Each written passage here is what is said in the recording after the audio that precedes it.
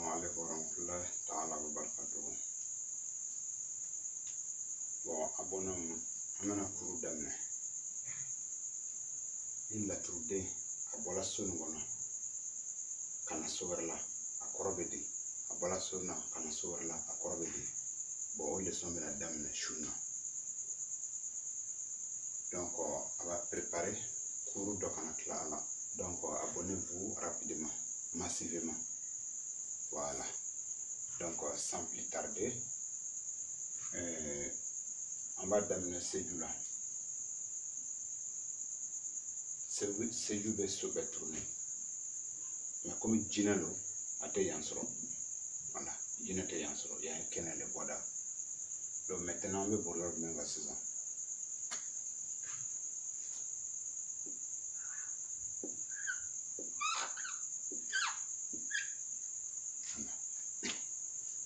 Ni aye trabuchi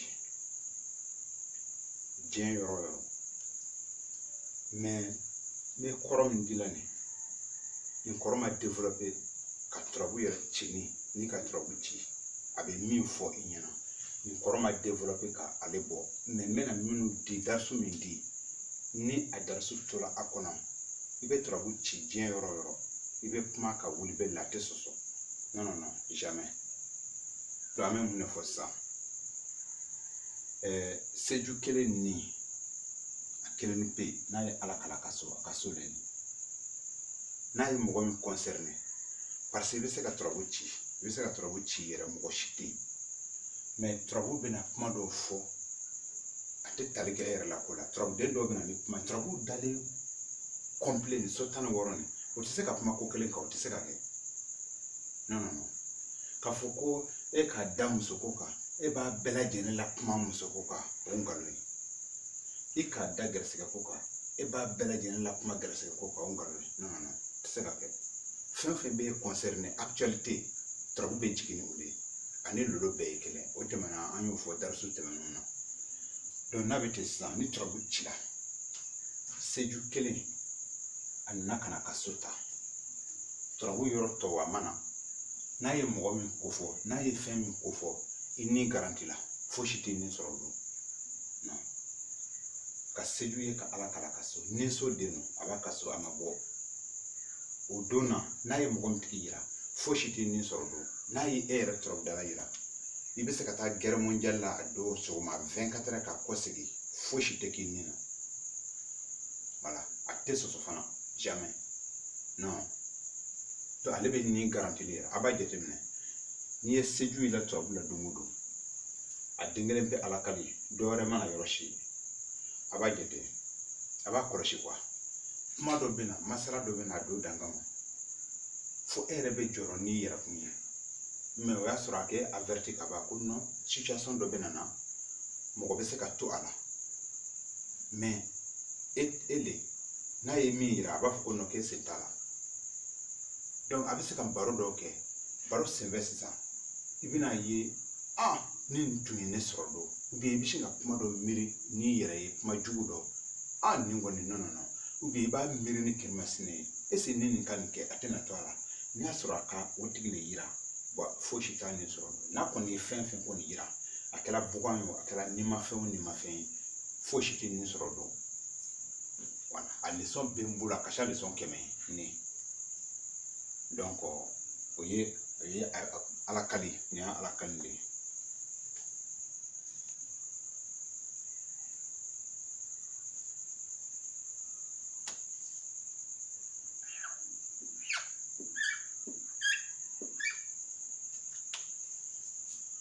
On a bon la casso, n'a n'a gersegala, ma be changer. Trouble, n'a y so dota, of ma badana, n'a soverla. Korobe changer nana sora la korobe changer probabilité so tan woron a korobe changer comme elle était yansoro a korobe changer so tan loro na chini chite kele voilà donc avec jando voilà c'est très important a gersege way gersege fitini gersege mi mancha seju kelen gersege a dore mana ngande flap mama de ngande sawama nani côté duru côté non a dingelen o leçon ni folo donc ne bɛ mɔgɔ hakili dayɛlɛ ni turabu bɔra diɲɛ fan o fan fɛ i b'a bɛn donc cɛden kana bɔ i ka so kɔnɔ ka sɔrɔ e ma turabu ci kojugu dan fɛn dɔ b'i ta i tɛgɛ ma n'i tun y'a ci ala ka ɲa i ma k'i ladɔnniya kɔnɔ k'a fɛrɛ di i ma i bɛ da la ala ko ye tiɲɛ ye et puis encore i bɛ ala barika da parce que a k'i tila ko dɔ la turabu ye cɛ kelen dɛmɛbaga de ye diɲɛ yɔrɔ o yɔrɔ i bɛ diɲɛ yɔrɔ o yɔrɔ donc filɛ a gɛrɛsɛgɛ o ye gɛrɛsɛgɛ fitinin ye i bɛ se k'a dɔw dun i bɛ se k'a dɔw hɛrɛ sɔrɔ i bɛ nin sigi wula fɛ i yɛrɛ t'a dɔn i ka ala hɛrɛ sɔrɔ situation min na i yɛrɛ t'a dɔn donc munna a dɔw ka misɛn seju gɛrɛsɛgɛ a dɔw ka misɛn a dɔw ka misɛn a dɔw ka dɔgɔ a dɔw fana tɛmɛ man go quoi hali ka dumunifɛn dɔ to dɔ bolo ka dɔ ta dɔrɔn k'a dun seju b'o fɔ gɛrɛsɛgɛ la voilà donc a bɛ janto a la ni an bɛ kuma dayɛlɛ mais an tɛ don an bɛ kuma dayɛlɛ n'a sɔrɔ turabu cilen don sisan turabuden bɛ n'ale ka so o bɛ ale la kuma dɔn ɲɛfɔ sisan k'a fɔ bon seju ye ka gɛrɛsɛgɛ sɔrɔli min fɔ bon turabuden bɛ nin na o gɛrɛsɛgɛ ka to tel que masa Solomana ou bien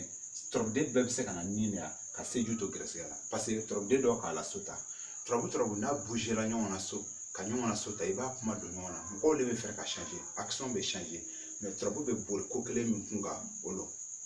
o tɛ changer abada voilà et puis a fana ka min na so ta adama bɛ min voilà adama bɛ ɲini turabu kɔnɔ k'a dɔn sisan ale ka gɛrɛsɛgɛ min fɔ gɛrɛsɛgɛ qualité min don k'o si dɔn fana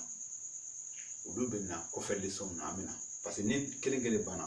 fila bɛ na ni fila banna saba bɛ na ni saba banna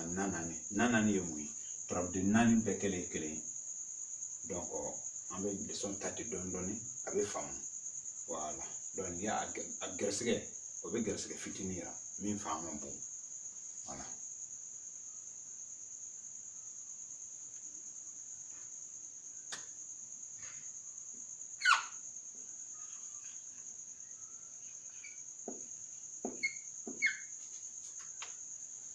a filɛ a badu seju badu ye muso de ye a tɛ sɔn jamais seju badu ye muso de ye mais muso façon jumɛn a furula sa o a ma furu sa o seju badu a ye muso de muso nangaraba seju badu n'a ye muso yira c'est à dire elle est matérialiste d'une part quoi elle est matérialiste d'une part donc a bɛ kɛ i ɲɔfɛ i bolo nafolo ɲɔfɛ i bolo fɛn ɲɔfɛ ɲɔtɛ i yɛrɛ kanu yɛrɛ naturellement o t'a dusu la donc ni seju badu a b'o de yira ni seju badu k'i ma ko badu ani sira diɲɛ ma don o don o y'a fila de sɔn an ma s'ale ma ale bɛ ɲɛfɛ n'a k'i ma ko badu ni sira seju i b'a bila i kunna ni i bɛna muso dɔ ye o don hali ni a kɛlɛ i tɛmɛtɔ i k'a ni cɛ dɔ ye baro la ala kali o t'a kamalen fɔlɔ ye kamalen wɛrɛ b'a bolo ka fara o kan donc ale tɛ nangaraba lo quoi donc a bɛ don yɔrɔ bɛɛ la ka taa hɛrɛ ɲini a bɛ sɔrɔ cogo min na mais ni sago sɔrɔ man di a ka quoi seju badu a ka kiya voilà a ka kiya.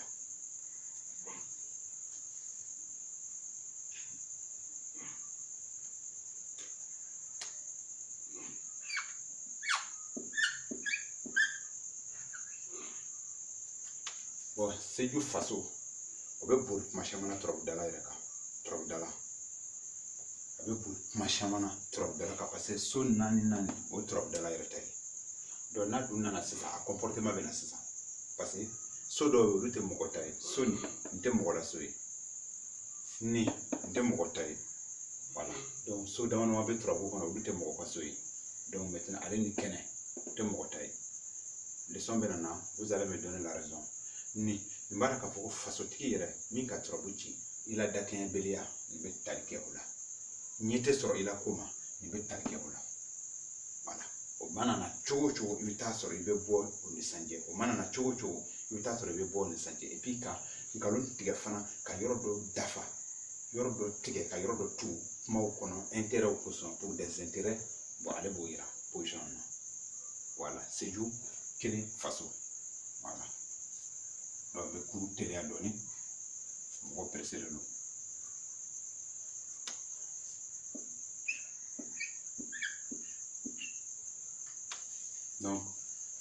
seju kele denyon a denyon o ye denyon min fana min ma tile denyon ye mun ye i kelen bɛ se ka turabu ci bon na i kelen ni seju bɛ se ka na denyon o b'a yira k'a fɔ n'i bɔra i ko kɛ ɲɔgɔn fɔlɔ ye fɛn min ye mɔgɔ min ye bon fɛn tilen tɛ i ko kɛ ɲɔgɔn fɔlɔ parce que dɔw bɛ se k'a fɔ sisan non i kelen bɛ se ka turabu ci bɔ a kan bɛ den ɲɔgɔn jumɛn ma non non e m'a bɔ i la yɔrɔ la e ɲɛ bɛ su mɔgɔ min tigi kan ou bien i ni mɔgɔ min tigi bɛna affaire dɔ traiter a bɛ kuma o tigi ka to kan k'a fɔ ko mɔgɔ gɛn tɛ donc a bɛ janto o yɔrɔ la kosɛbɛ c'est très important ale bɛ mɔgɔw ka dafabaliya yira a kɛra nkalon sa o a kɛra ka taa ci dɔ kɛ sa o a dɔla ta a bɔra ta a ko ka sa quoi komi ninnu ye leçon solitaire minnu ye an b'a kuma dayɛlɛ mɛ an tɛ don n'a sɔrɔ turabu cilen don sisan n'a nana da ne bɛ tariki yɔrɔ ɲini ni tariki mana turabu kɔnɔ diyagoya la turabuden dɔ bɛ na ale ka so kelen n'o ma ɲa n b'a seereya bori seere n b'a seereya bori voilà donc a filɛ donc maintenant o ye dakɛɲɛbaliya ye bon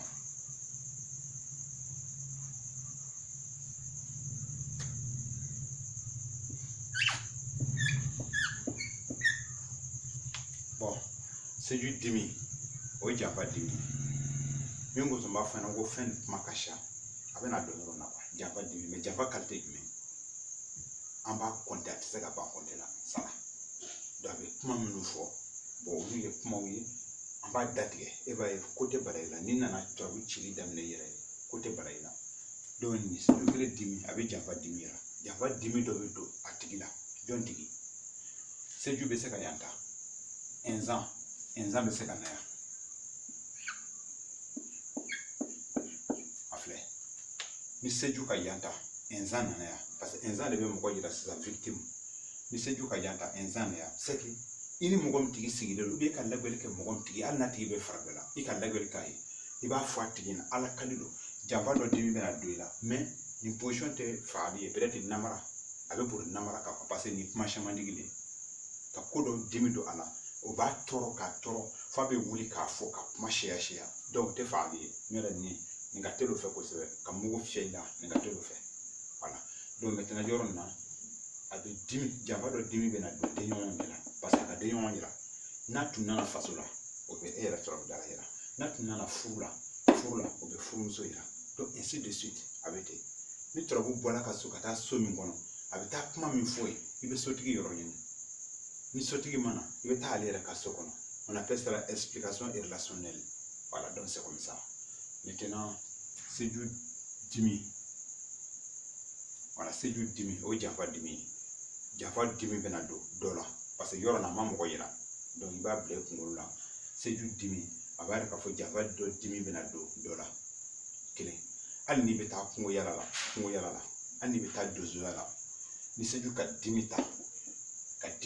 kana siran non seju bɛ se k'a fɔ sa ko denɲɔgɔn ani dimi i la turabu la kana siran i denɲɔgɔn bɛ kɛ sogo ye kuma dɔ la hali yɛrɛ min ka turabu ci i kelen ni a bɛ hakɛ to i cɛya o bɛ se ka kɛ i denɲɔgɔn ye hali n'o b'i se kungo ma o don na se janfa dimi i jigi da fɛn min kan ko bɛ i bɛ dimi sɔrɔ i jigi fɛn min fɛ a don ne ka tile kɛ ni mɔgɔ ma don ɲɔgɔn na donc i bɛ jateminɛ turabu bɛ kuma bɛɛ fɔ a bɛ se ka kɛ ni cɛya yɛrɛ bɛ se k'i kungo dɔ lase i ma turabu fana b'o yira k'a fɔ ko non e denɲɔgɔn bɛ k'i jugu ye i denɲɔgɔn jumɛn ye i yɛrɛ cɛya bon o bɛ se ka kɛ yɔrɔ min donc a b'a janto kuma la kuma ka di parce que n bɛ kuma dayɛlɛ yɔrɔ la mɛ n tɛ don mais ni turabu cilen don n b'a ɲɛfɔ n bɛ min don a la n b'a ɲɛfɔ a ɲɛna donc janfa dɔ dimi bɛ don dɔ la janfa dɔ dimi o bɛ don dɔ la donc maintenant merci.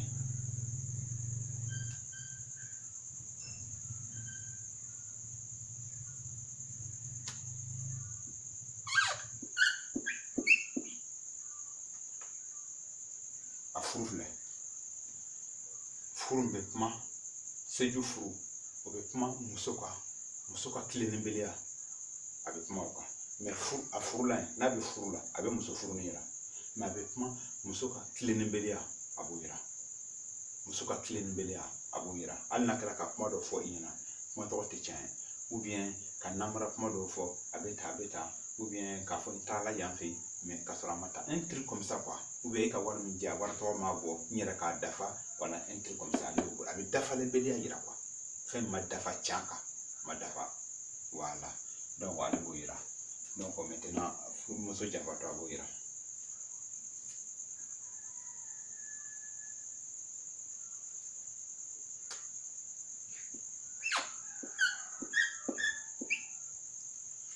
Bon n'a nana bana kɔ seju kelen bana a kuma ka ca mais a bɛɛ kuma ka ca mais n bɛ yan ta différence yira yan ye kaburu so ye quoi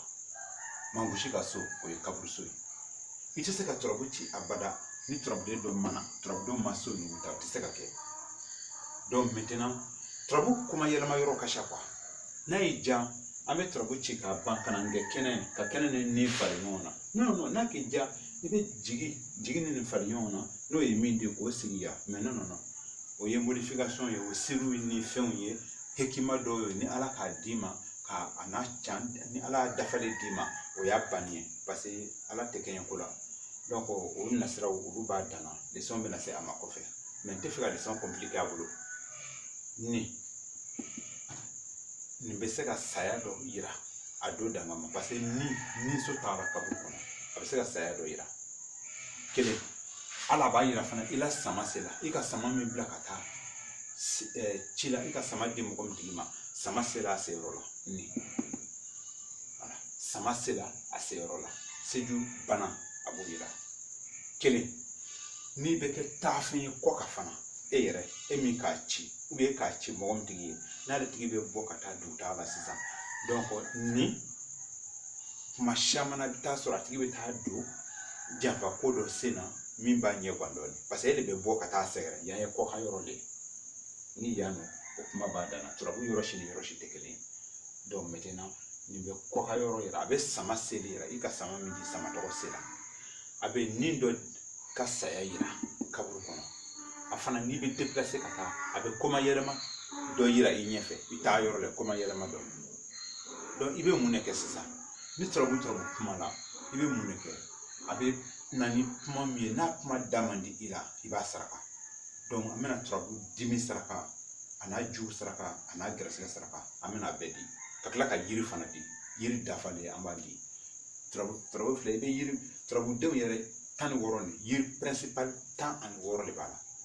turabuden kelen yiriden kelen turabuden kelen yiriden kelen mais i bɛna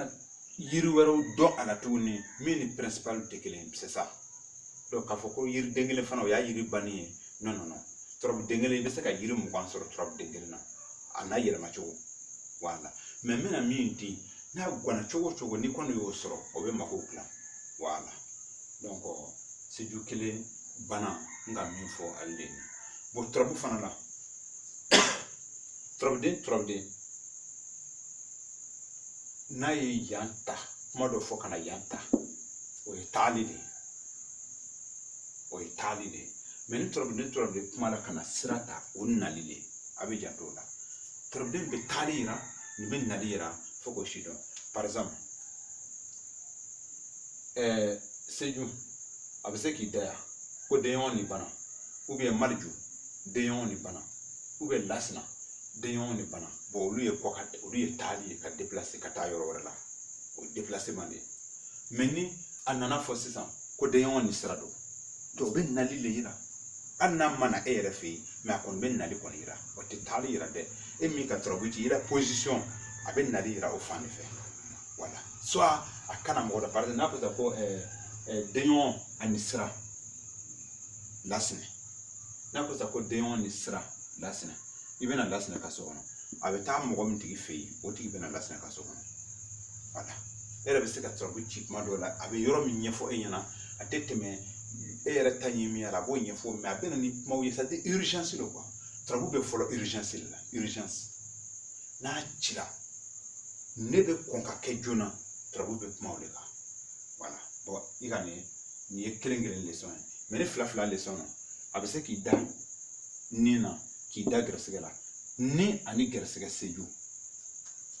o kɔrɔ mun ye i ni bɛ gɛrɛsɛgɛ ko dɔ kan bon i bɛ mun de fɔ sisan ale yɛrɛ comportement trahison ye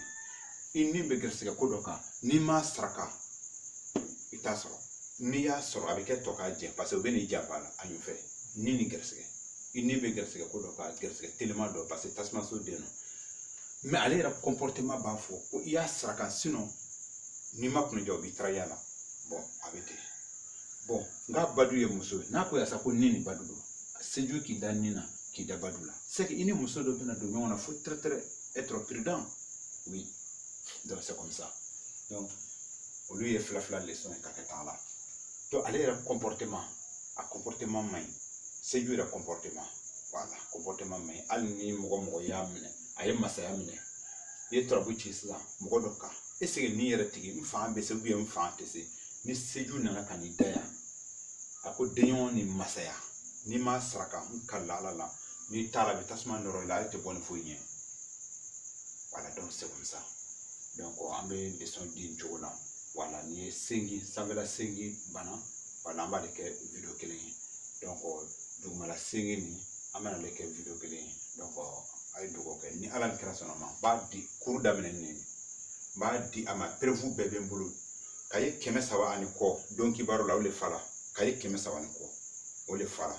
ka bila et puis n ka caman fana kɔrɔ sɛbɛn a kɔrɔ bon don kibaru ɲin t'o la depuis 2004 don kibaru bɛ bila hali bi sɔgɔmada na n b'a bila n ka kun ta kɔrɔ sɛbɛn bi ta o kɔrɔ bɛ sɛbɛn sɔgɔma de sɔrɔ ka sɔgɔma ta ci sini min ci la bi o kɔrɔ bɛ sɛbɛn sini ka sɔrɔ ka sini ta ci c'est comme ça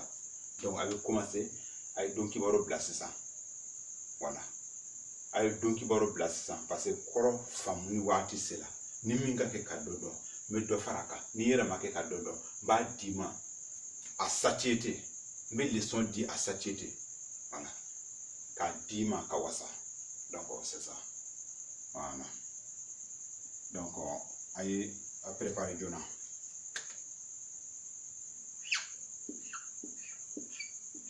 voilà donc sengi ni o dila parce que a b'a jateminɛ turabuden sengi bɛ yen olu tɛ ni ani bana sɔrɔ turabuden sengi bɛ yen o bɛ ni sɔrɔ o bɛ bana sɔrɔ turabuden sengi voilà parce que o bɛ mɔgɔ kɔrɔbɔ o bɛ se k'a fɔ sisan n ka cɛ ni ni bana mari ju k'i y'o kɔrɔ fɔ parce que ni ni bana mari ju o tɛ turabu la non ni mari ju bɛ ni na ka tila ka bana ta o turabu ba tɛ yen voilà y en a pas donc ni ne ye min fɔ turabu la seru ko tɛ mais bayani kɔni a b'a tun ta la parce que n b'o dɔn kojugu voilà donc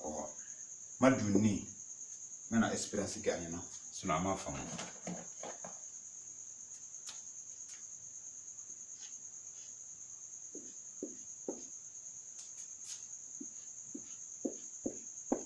a filɛ mariju bɛ ni na ka tila ka bana ta o turabuba tɛ yen non o turabuba tɛ dugukolo ka yɛlɛ pa tɛ yen munna turabuden naani ni turabuden minnu bɛ na turabuden naani fɔlɔ olu le bɛ ta ka na ni rempli bon normalement nugu sen o le bɛ na bɛn ni ma den naani fɔlɔ sen or que mariju dugumalolo o ye kelen ye mariju bɔgɔ dayɛlɛ la bɔgɔ ye kelen ye bon or que nin bɛ ta ka ni ta ka ni ta ka ni ta dɔw wuli sisan ka lɔ bon donc sen min ni sen de bɛ na lɔya donc mun na mariju lolo sanfɛyɔrɔ fila ye dɔw da duguma yɔrɔ kelen o bɛ se ka yan sɔrɔ cogo di o tɛ se ka kɛ o voilà donc c'est comme ça tɛ se ka kɛ donc turabuden sengi olu bɛ ni ni bana sɔrɔ sengi fana bɛ yen olu tɛ ni ni bana sɔrɔ turabuden sengi olu bɛ ni ni furu sɔrɔ sengi bɛ yen olu tɛ ni ni furu sɔrɔ turabuden sengi bɛ yen olu bɛ ni ni dimi sɔrɔ sengi bɛ yen olu tɛ ni ni dimi sɔrɔ turabuden sengi bɛ yen olu bɛ ni ni denɲɔgɔn sɔrɔ sengi bɛ yen olu tɛ ni ni denɲɔgɔn sɔrɔ t'a sɔrɔ voilà donc nin ye fɛnkɛ nin ye bi ta leçon ye nin ye ni ala sɔnna ma voilà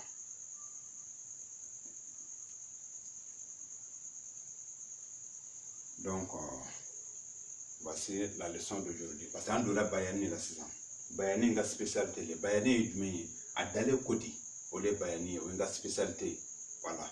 n'i ye cɛ sɔrɔ min ka surun n'aw la o ka di n ye voilà mais n m'a sɔrɔ fɔlɔ donc a filɛ voilà donc salamu aleykum